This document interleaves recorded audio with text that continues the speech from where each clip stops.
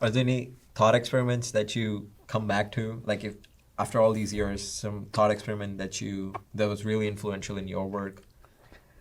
Thought experiments, Right. as distinct from real ones that have been. Right. So yeah. by thought experiment, I mean more like for Einstein, for example, right? When he was figuring out relativity, one of the thought experiments he had was if there was someone in a train Yeah. and like going and there was a lightning strike, Yeah. the time at which the person in the train would see the lightning strike versus the time a person outside the train would see the lightning strike, would it be the same or different? Yes. Right? So Yes. those kind of thought experiments led him to question what was understood as conventional science or physics and what made him like work on relativity. So were there any thought experiments that you have had?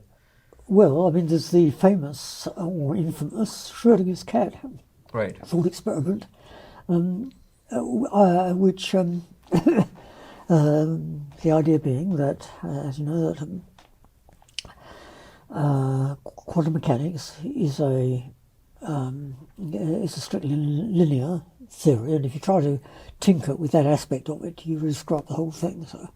So we better, if we're doing quantum mechanics, we better treat it as a linear theory, and then we can, of course, follow Schrödinger and imagine that you have a microscopic superposition, so a quantum superposition of two different trajectories of a single atom, right, which will, by a suitable amplification process, lead to two macroscopically different outcomes, in this case cat dead and cat alive.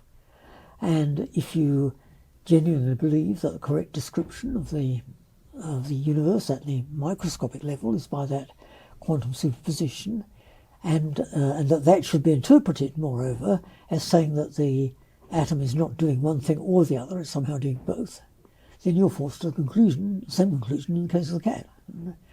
And yet, of course, we presume that if we were to do this experiment with real cats, and when we take the lid off the box, each particular cat is going to be dead or alive.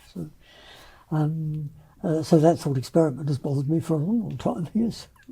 And it was a large part of the motivation for asking, are we sure that the formalism of quantum mechanics is going to continue to be valid as we go from the microscopic to the macroscopic level?